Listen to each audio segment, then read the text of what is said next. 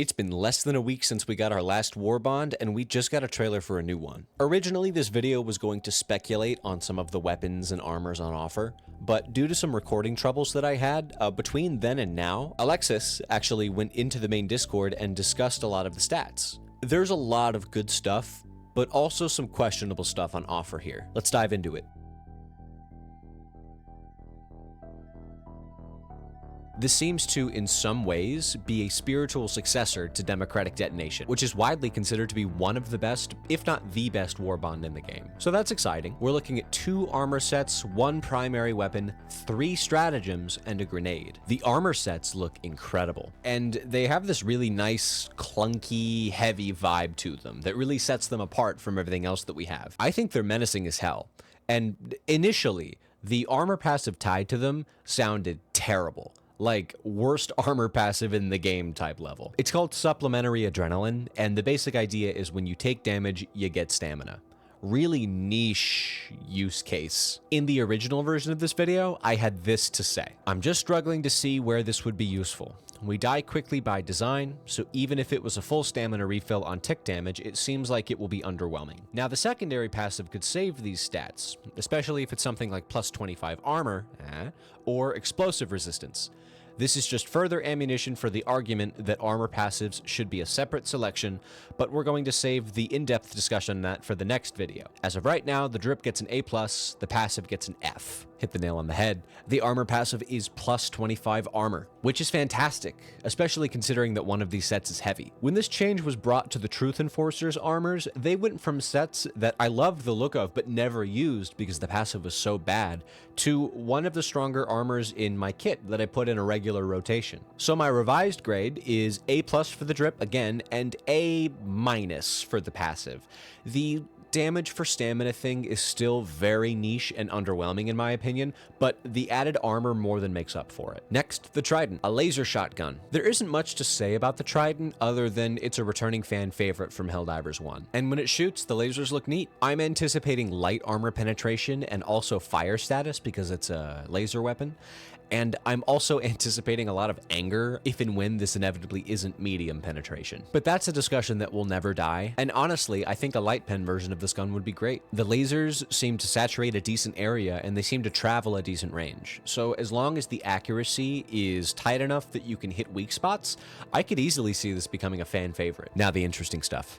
Let's talk stratagems. The GL-28 belt-fed grenade launcher looks incredible. If any of you have played this niche underground game, you've probably never even heard of it. Fallout New Vegas. You might remember a gun from it called the Mercy, or the regular version, the grenade machine gun. This thing was awesome, and although I actually didn't use it too much because of how ammo hungry it was, I always loved the design and the idea. Well, now the Mercy is in Helldivers, with a ammo backpack and ammo tube to boot. This weapon is sparking some discussion because it seems to be a streamlined version of the regular grenade launcher and the supply pack. I think this weapon should challenge the supply pack meta by being a direct upgrade to it. The regular grenade launcher has 1 loaded and 3 spare mags, with 10 rounds in each. With the supply pack equipped, your total ammo caps out at around 160. Considering you also get normal throwable grenades and stims with every resupply, the ammo on the belt-fed grenade launcher should probably be 200. We don't have the official count yet, so we'll just have to stick to speculation. The velocity should also probably be higher so that we can send grenades further distances, but not so high that we can't still arc our shots. I think the fire rate should also be slightly higher, but not significantly. Now, my initial take for this weapon was that the grenade damage and radius probably doesn't need to be increased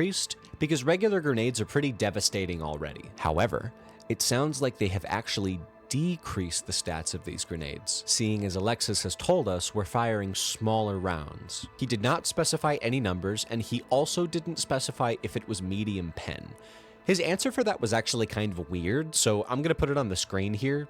Make of it what you will. Regardless, this thing's strength needs to be saturating the battlefield with explosions and shrapnel consistently and for decently long durations. This is what I'm personally most excited for, so I really hope they nail it. Next, the EAT-411 Leveler. That's a mouthful. I have some takes on this one you may disagree with, so bear with me here. This weapon seems to basically be an ultimatum on a stick. It's one devastating payload that gets lobbed rather than fired, and the distance of this lob seems to be much greater than the regular Ultimatum. It has been confirmed that both the damage and the radius of the explosion are significantly larger than that of the Ultimatum. Naturally, this thing is probably going to be a factory strider killer, and it's probably going to be really great at clearing medium to large groups of heavies and chaff. Probably expect a pretty decently sized cooldown, at least relative to other expendable weapons. It's also confirmed that we get one expendable as opposed to the regular two, and the conversation that I was sure would pop up, and believe me, it has, is if this weapon should be able to destroy stratagem jammers. I understand where both sides are coming from, and I gotta be honest, my vote is pretty firmly in the no category. It has since been confirmed that it cannot, and while I'm aware that siding with arrowhead balancing decisions isn't normally popular, I actually think they have this one right. This, on the surface, probably seems pretty antagonistic to most of my previous takes so far, especially for somebody who's somewhat new to the stratagem jammer destruction discussion. So for context,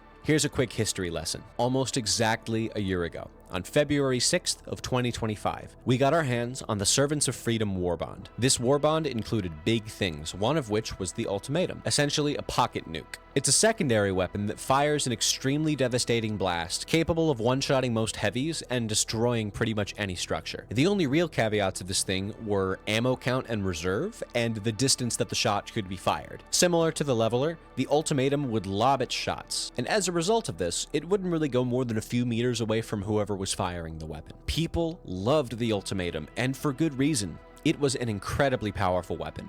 So powerful, in fact, that just one shot from this secondary weapon was enough to destroy a stratagem jammer, one of the more difficult side objectives in the game. The weapon being this powerful and this popular effectively removed stratagem jammers from the gameplay experience. The Ultimatum was strong enough that the majority of players on teams that you would join would choose this weapon as their secondary, and that's something that remains true to this day. Especially as people figured out how to lob the projectile further and further, stratagem jammers were consistently destroyed on sight, far before anybody had the chance to actually get close to them. What once was a tense and coordinated battle to the base of a structure that removed access to some of your most powerful weapons had now been reduced to the same category as all of the other irrelevant side objectives that get destroyed long range by anti-tank weaponry, which as a result of, we never interact with. So in the following patch, Arrowhead gave us a trade-off. The demolition force was reduced to 40.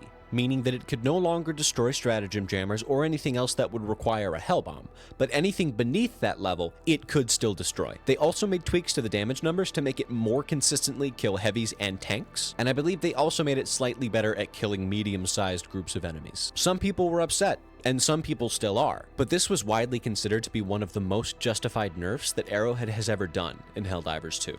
It also served as a potent example of a problem that was becoming more severe as the game underwent balancing changes. The fact that some of our new post-60-day patch gear was conflicting with outdated initial game design, and many of these side objectives that decorated the map were becoming essentially null content. There's no reason not to destroy bot fabricators or shrieker nests from a distance before they become a threat. It's effective, it's low cost, and it's easy. Stratagem jammers were the only real side objective to break this homogeneous blend of monotonous gameplay, and a secondary weapon of all things had stripped it of that role. Fast forward to today, and the anti-tank sniping meta still exists. It's not often that we interact with shrieker nests or the inside of bot bases as a result of this. Giving us a weapon that allows us to point-click delete the only real side objective that forces us to get within its radius and play around the limitations that it gives us is a bad idea. I think the crowd that loves to rush through missions really wants the pendulum to swing this way. For the health of the game overall,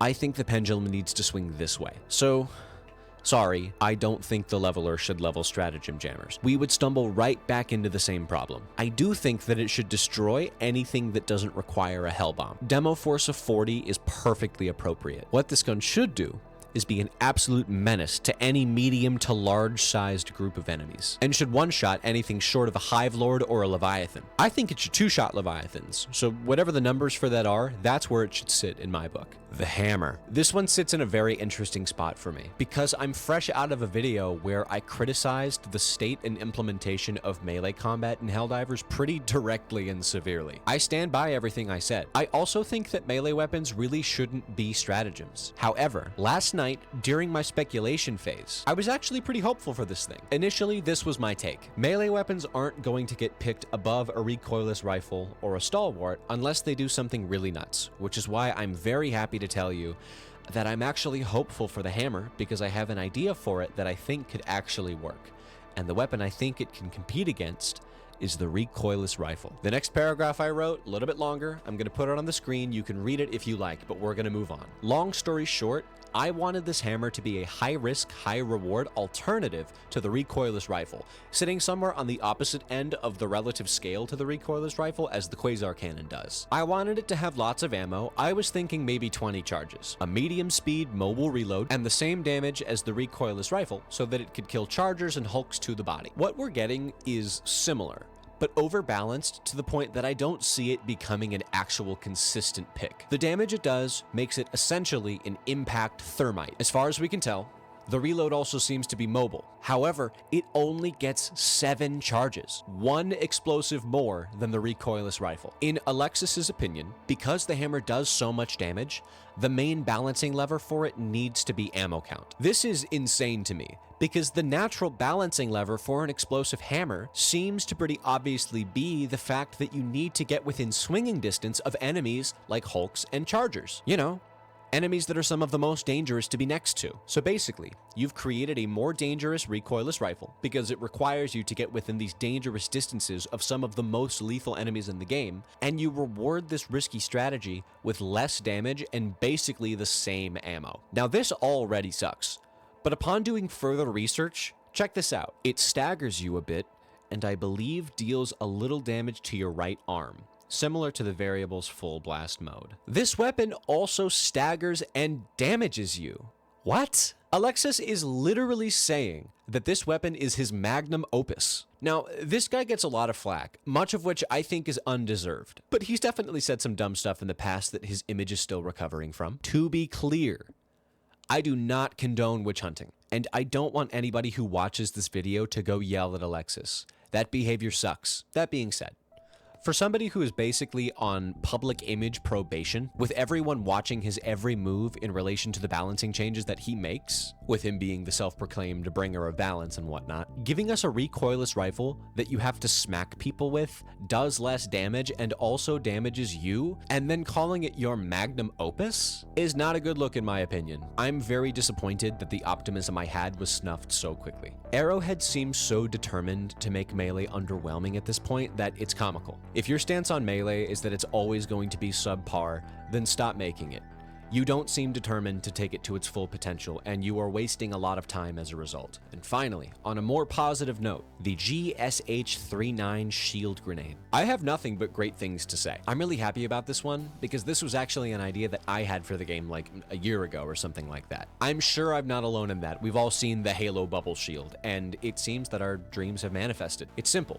Toss down the hockey puck, personal shield bubble pops up. I love it, and they just need to make sure that they don't mess up the stats for it. Although I'm sure that they will reduce the HP and duration of it, I'm not entirely convinced that it's a necessary change. I think the size reduction from the base shield generator is significant enough that when they do inevitably change the health and duration of this shield, the margins shouldn't be drastic. This still needs to feel like a substantial and durable shield that you can rely on for significant amounts of time. I do think that lowering the grenade count, so the shield count, would be reasonable. I personally think that 3 is a nice number, but I'm just kind of spitballing right now. It's all going to be relative to how powerful the shields are, I know that. I just want us to avoid having the yellow version of like Adam Eve's tiny walls that are designed to shatter on impact. Shout out Invincible fans, nobody hates that show more than us. So ultimately, I think the Warbond looks pretty promising. It has a unique property in that most of the items in it are poised to spark healthy and productive discussions about the state of the game, namely design and balance wise. A lot of opportunities for pitfalls are showing themselves, and I would love it if Arrowhead could show us that they've learned something and avoid these pitfalls. It seems to me that they aren't, but I will wait until the final release for any final judgments. The big thing that gives me hope is that Redacted Regiment was actually